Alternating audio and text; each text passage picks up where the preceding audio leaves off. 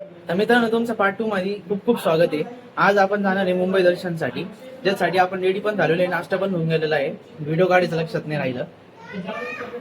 हे आपले बाबू भाऊ रेडी झाले. आम्ही टाटा बाय बाय करून घरातून निघालो, रिक्षा घेतली आणि पोहोचलो रेल्वे स्टेशनला. रविवार असल्यामुळे रेल्वे स्टेशनवर जास्त गर्दी दिसत नव्हती.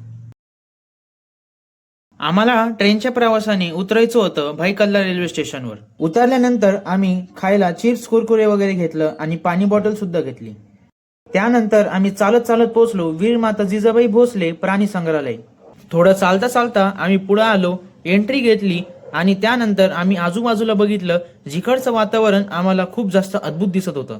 आम्हाला जो आमचा सगळ्यात पहिला पक्षी दिसला होता तो होता पेलिकन्स. पक्षी बघून आम्ही आलो होतो आमच्या नेक्स्ट एरियामध्ये. तो होता क्रोकोडाईलचा एरिया, ज्याला आपण मगर पण म्हणतो. सगळे मगर आराम करत होते, त्यामुळं आम्हाला एकही फिरताना नाही दिसला.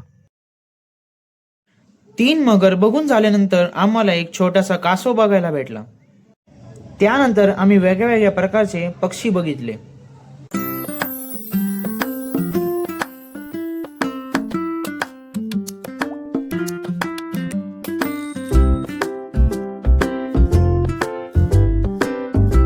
मम्मी मावशी करते का एन्जॉय? हा, खूप दिवसापासून याची इच्छा होती ना.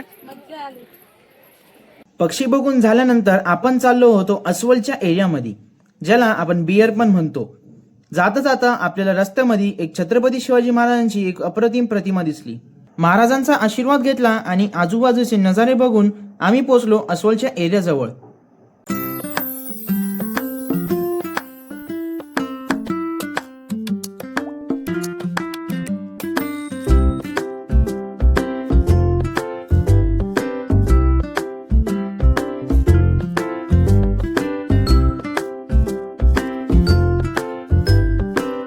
बियर बघून झाल्यानंतर आम्ही एक अशा एरियामध्ये आलो होतो ज्या जागेवर सगळ्यात जास्त गर्दी होती बाकी एरियाच्या प्रमाणे. जो एरिया मी पोहोचलो लेपर्डच्या एरियामध्ये, ज्या जागेवर एक लेपर्ड आरामात पाणी पित होता आणि दुसरा लेपर्ड त्याच्या मागं आरामात बसलेला होता.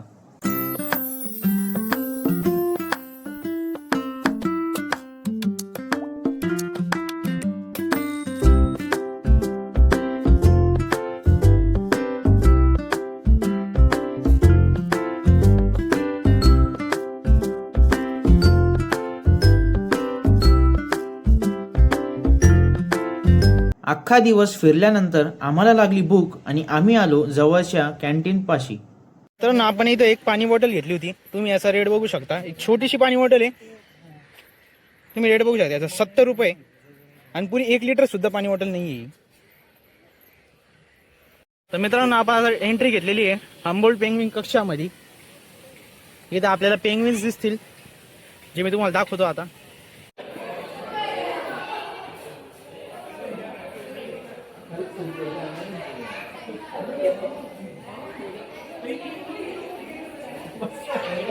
मित्रांनो, आपण आलो होतो गार्डन मध्ये. आता सावला गार्डन मध्ये खेळायचं होतं.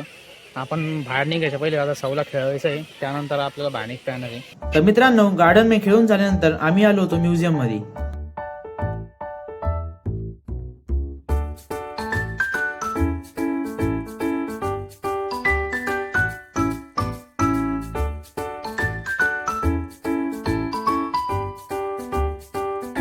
रस्त्यात फिरता फिरता आपल्याला दिसलं अंबानीचं घर. मित्रांनो, खूप इकडच्या तिकडच्या प्रवासानंतर आता आपण आलेलो आहे मरीन ड्राईव्हला. पण मरीन ड्राईव्हच्या पहिले आपण चाललेलो आता वानखडे स्टेडियमच्या जवळ. तिथं म्हणे थोडंसं फोटो शूट वगैरे आपण करणार आहे. एकदा बघून पण यायचं आहे की वानखडे स्टेडियम कसं आहे काय. असं आजपर्यंत बघितलेलं नाही वानखडे स्टेडियम, त्यामुळे बघायला जायचं आहे आपल्याला.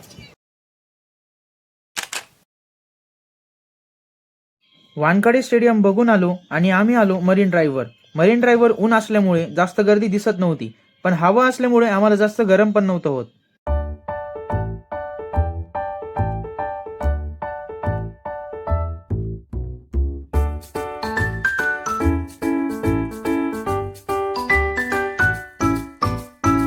मरीन ड्राईव्ह बघितल्यानंतर आम्ही आलो झू चौपाटीला.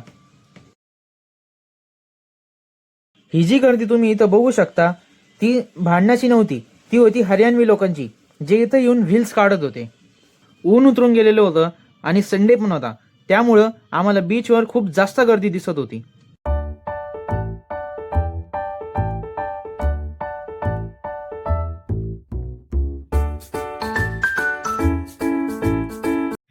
बीचवरून आम्ही डायरेक्ट गेलो गेटवे ऑफ इंडिया बघायला, जिथं आम्हाला जुनं ताज हॉटेल आणि नवीन ताज हॉटेल सुद्धा बघायला भेटलं, जे रात्रीच्या टायमाला